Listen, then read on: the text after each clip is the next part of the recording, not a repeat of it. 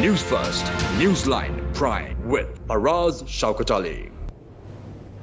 And a very good evening to you. This is Newsline Prime, live as always from the Newsfirst studios in Dawson Street in Colombo.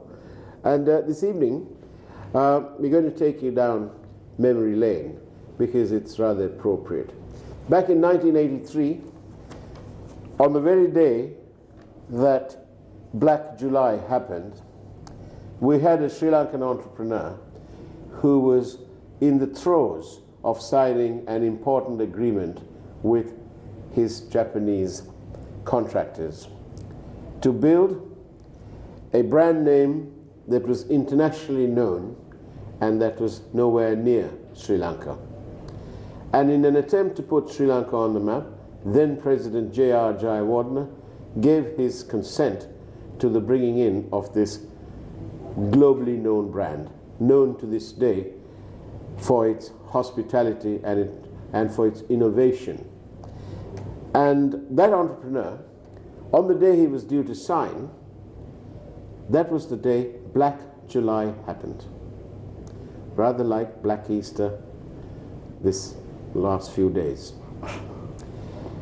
He's right here to tell us the story of resilience and how he managed to get his project off the ground in the face of adversity. He's right here with us, and the man credited with bringing the Hilton brand to Sri Lanka, Mr. Conor Pereira. Very good evening to you, and we're delighted and honored by your presence. Me too. Tell me, Mr. Pereira, what did you think when Colombo was up in flames and your Japanese partners were, they could have just got to the nearest cab and rushed to the airport? What did you do to stop them? I had to convince them, of course, but before I did that, you may know that I was educated in Japan at the Tokyo University. At the age of 17, I won this scholarship thanks to President Jayawardena, and the Japanese then treated him as a hero and a savior. So it was not just going for the Hilton, it was to recoup the country. The country was burned down, worse than what you saw in the last Easter week. Every place was burned down. We turned around when the Japanese investors were making discussions there as investors. When we were inside, we turned around, BMIC, every place was fire. Every place was burning. People ran away, you can't blame them. My investors also fled. You couldn't stop them there. But of course, you managed to keep hold of them. You saw your hotel project to fruition. Yes. And you've been in business, well, the hotel has been in business since it opened in 87. And it must have completely thrown a spanner in the works, in your projections, in your numbers, and so on. But yet, so many years later, 32 years later, it's still here. Yes. And it's taken a ride along with Sri Lanka's economic fortunes, and down again during the war years, yes, and up again. And tell us about this resilience. Is that what's going to happen to our economy, you know, after what happened on Easter Sunday? Of course, it will happen. It's if it's allowed, non-interference by the politicians, it will pick up. I've heard many people say it's going to take 1.5 years. You also mentioned earlier 1.5 or $10 billion. Well, that was the Finance Minister Mangala Samaravira, who's in Fiji for an ADB meeting. Yes. And he says that it'll take about 1 to 1.5 years. His losses, in terms of the loss of bookings and so on, he estimates at about $1.5 billion or $1,500 million dollars. And he says he's basing his estimates on what happened in the region. In Bali, there were attacks as well, and so he's basing his opinion and his estimate on such regional events. Do you think it's going to take Sri Lanka that long? I don't think so, really, and he must have reasons for assuming that. I say it won't take years, it's only going to take months. Okay. Because Sri Lankans are not only resilient, they are in a different era now. And the era is different from what it was then, even better. We have, even now, I know for sure, there are foreign tourists coming in. I have a driver who's got a hire to take some French crew. They haven't abandoned. They haven't, and they will keep coming because this is you tell me a safer place than Lanka for them to go to? A friendlier place than Lanka for them to go to? But we couldn't say much to those people so sadly who lost their lives whilst holidaying in this wonderful paradise. Mr. Media, that has happened all over, in our neighborhood, in India, even in the Western countries. You can't stop that now. This is a global disease. The ISIS, ISIL, they have branches all over. In Palestine, each person has another... but just because it happened elsewhere doesn't necessarily make us any more comfortable. No, it won't. Here. It was, I think, the government and many others bickering around and pointing fingers at each other. I call it the blame game? Yeah, the blame game. I think the blame game goes on to the government, the Prime Minister, the President, but they have accepted responsibility. They're not avoiding it. And this is not the time to get the people, luckily you acted very responsibly, the media, when this happened. I'll come to that back again. And asking for people who are running the government to resign. And you already say they are bad enough. Then who's going to come? Do we want to become a failed state? We don't want to. Aren't we a failed state with this failure to act on intelligence that was received? Oh, that was a failure. You can't deny that. They are not denying it. They are not, I mean, they have expressed a sense of responsibility. Is it enough, Mr. Pereira, that the Defense Secretary, accepting responsibility, went home? Is that enough? This is not the time to pinpoint, as I said. You have to make sure the same people... But Sri Lanka is always in a situation like this. The time is never right. Surely, you can't just ignore this highly classified document, eyes-only document, containing intelligence received from what we now know as India, and merely pass the buck. Surely there's a case for the people responsible to be charged with murder by exception, by omission. We have to be realistic. If we are in this bad state now, we don't want the country to become a failed state. We have people who had experience, but they are admitting their responsibility. Now, as citizen Pereira, are you not, how does this all affect you? How do you read all these terrorist attacks that happened on Easter Sunday? I mean, they were in church. The children were dressed in their Sunday best, and they went to church to pray to God, and they were blasted out of this earth. That's true. That's not unknown. Everybody knows this. They did this. You yourself said our intelligence people were not taken seriously because of interference from the politicians. Among themselves there is no cohesion, no unity. And now they realize that they are responsible. But we have to pin the responsibility further down and make them pull us out of this. Who's the new hero who is going to come? And politically, what they are doing, each one is blame game on that one. And we are spending so many valuable parliament hours where this whole parliament, it's a club. Everybody, all of them have ulterior ideas. They all feel they can run. How can you? There was a failure even before.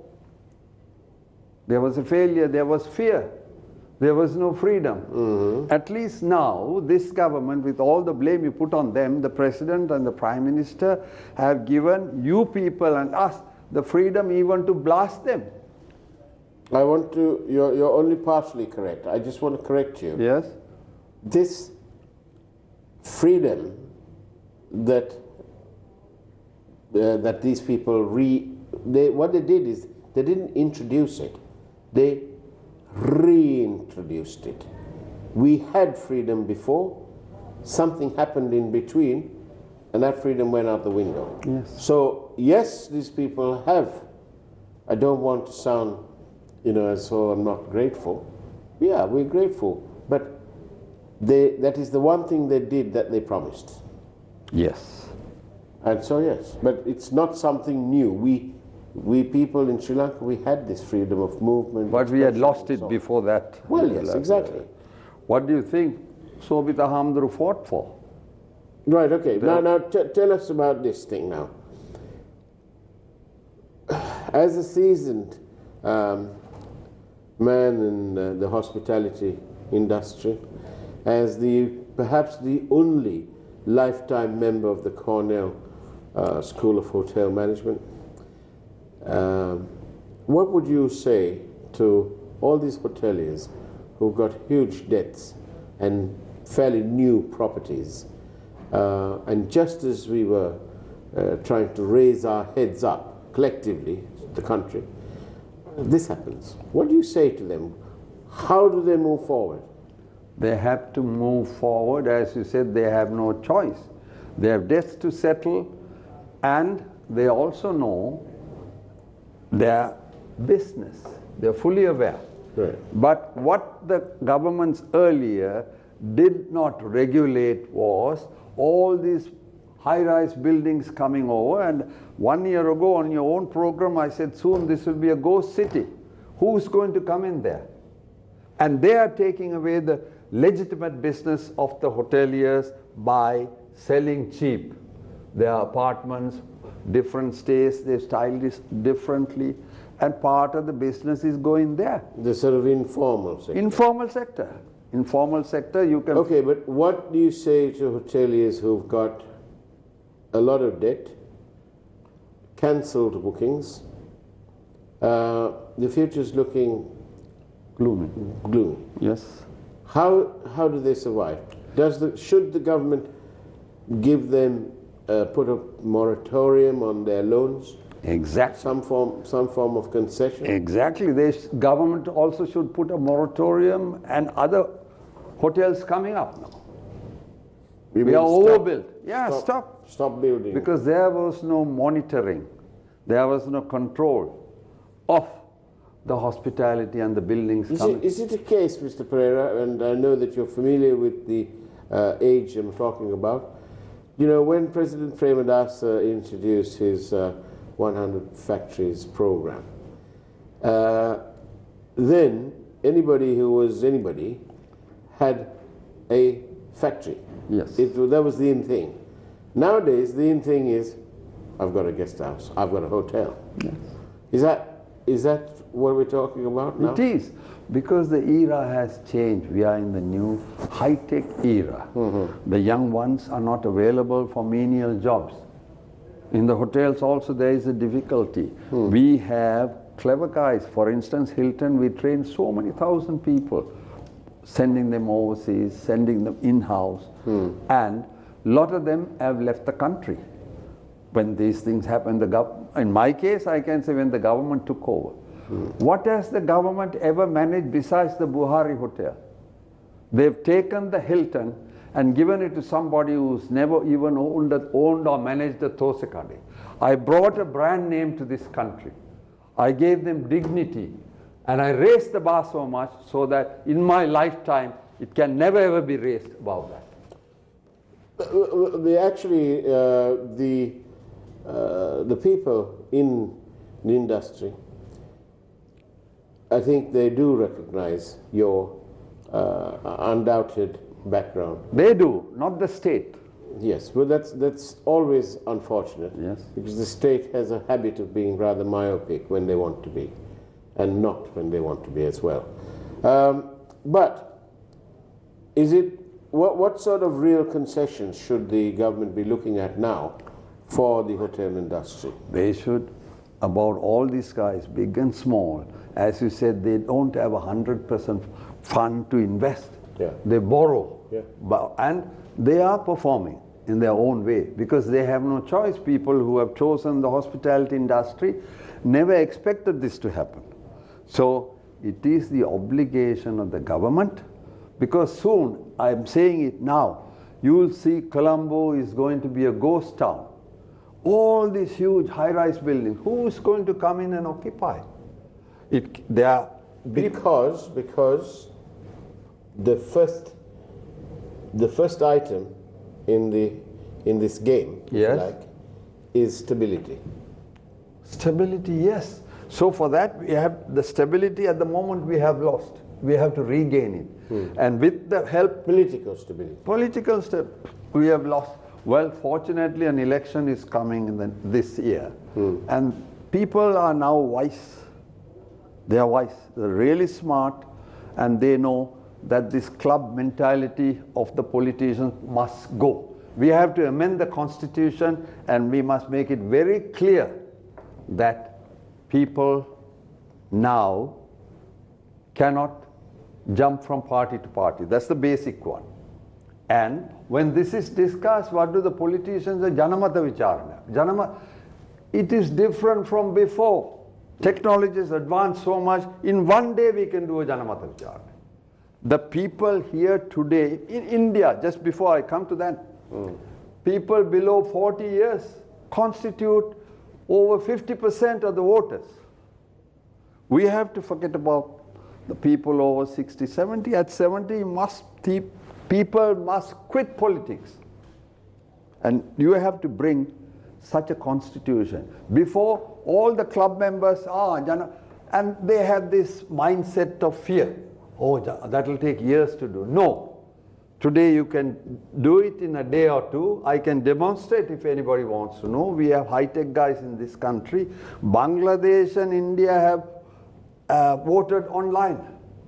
If we only ask the people to vote, tamunnaansalata then me ව්‍යවස්ථාව හොඳද නැත්නම් අපි අලුතෙන් ව්‍යවස්ථාවක් හදන්න ඕනේ පක්ෂයෙන් පක්ෂයට යන්න බෑ. That is one of the things. Several other things.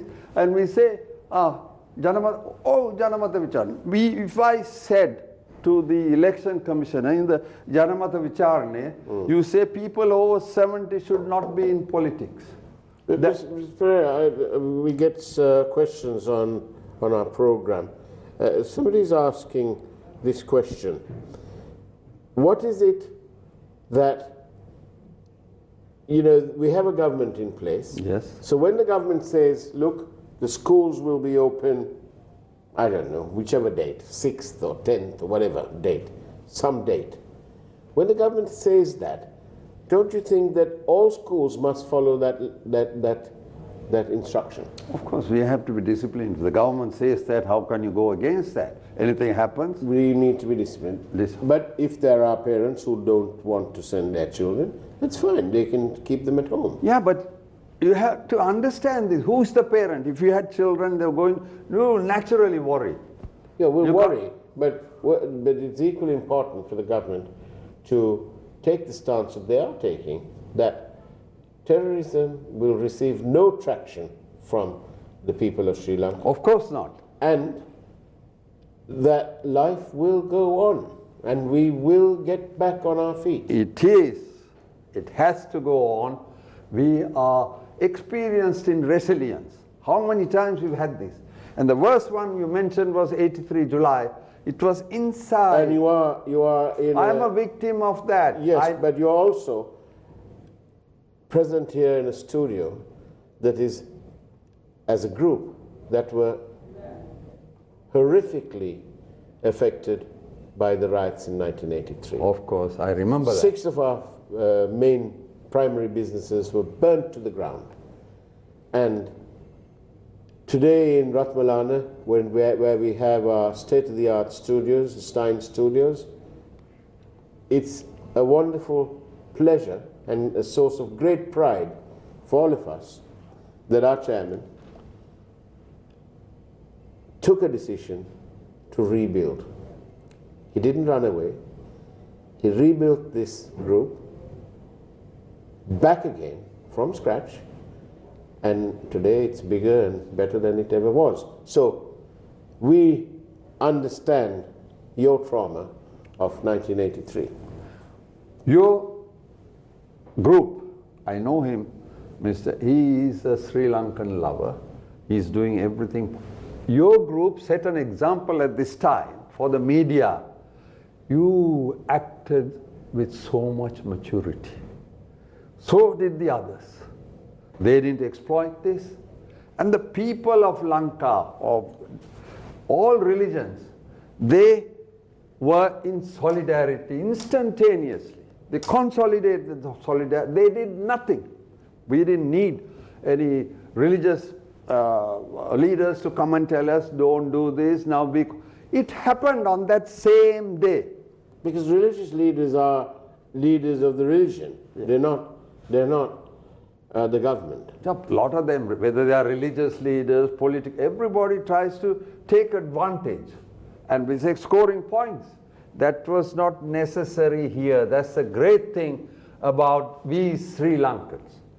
The religious leaders should thank us. Actually, we never reacted. Actually, I want to say this.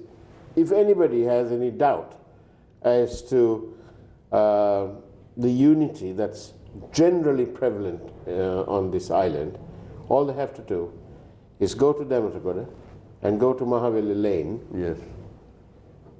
It's about 300 meters long, that road. All you have to do is take a walk down Mahaveli Lane. Yes. It's just off the Damatagoda flyover.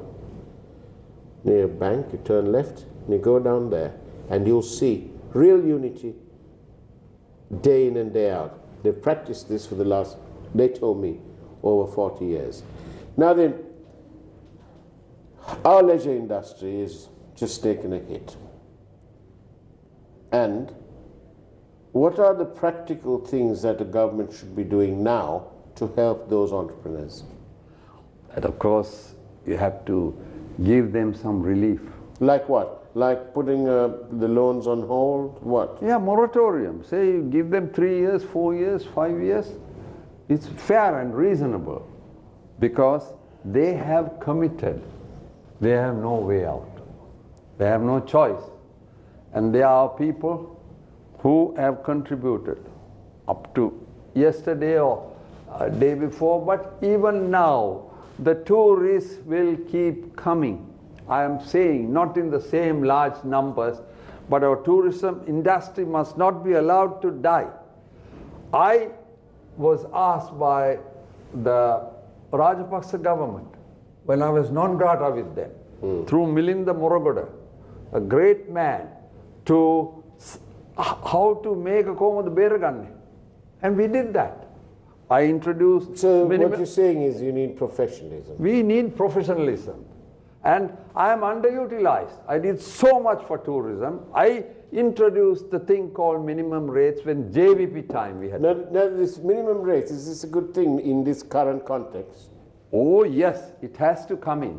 And I asked people openly when I was chairman of this thing, hotels, we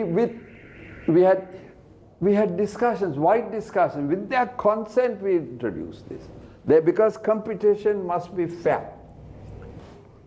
And I'm not used. I'm still prepared to come forward and help the industry. People in the hotel industry know me very well. So in your estimate, and when you look at all these things, and there's far more information now than it was in 1983. Yes. How long do you think it'll take for Sri Lanka to bounce back? Bounce back, I think it'll happen in less than 1 year, much less than 1 year. It could happen in 6 months, 9 months. Because now we know who's behind. Our services are doing such a wonderful job detecting, arresting, hammering, so long as the politicians don't interfere. So long as they don't downplay and say, save this guy, save that guy. And that is something the media can help us with. The information you send in and the maturity you displayed on the day this happened. 13 hours on the trot. Yeah, and also the maturity you're displaying now. And I must give credit to Sirasa for him being a model for this. Well, thank you very much for acknowledging that, Mr. Conor Pereira. We are at the closing minute of our program this evening. Have you got a quick, short message to the industry, to the people who are all these entrepreneurs? Yes, entrepreneurs, but more than that, I have a message that is very appropriate. And may I read it out? It's from the Bible.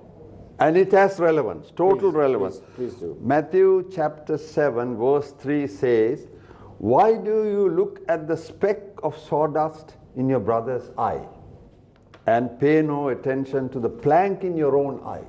That's what the parliamentarians are doing. We're doing. And next verse is, "How can you say to your brother, 'Let me take the speck out of your eye,' when all the time there is a plank in your eye?" Blame game. This is not the public. Parliamentarians, that club in there. Every party is that. Only to blame, complain. Have they ever praised their other parties of any good doing? Don't we have the freedom now to speak, to blast the president, the prime minister, anybody else? We have it. Has anybody paid a compliment to the government for this? I like your quoting from the Bible. We have similar things in Islam, and Islam is merciful, forgiving. So this, if you can spread it to say, now is the time. We have, in solidarity, consolidated ourselves, confirmed ourselves. Conor Pereira, Mr. Hilton, thank you very much. Mr. Media, thank you for calling me. I was waiting for this opportunity. Thank you. We brought you here because we believe that you are a living example of resilience, and that is what Sri Lanka is. I am 79 years and still avoiding the bypass, and the Lord saved me miraculously with another miracle. Thank you very much. That's the way it was, ladies and gentlemen, on Newsline Prime this evening. Have a great evening, take care, and keep smiling. God bless.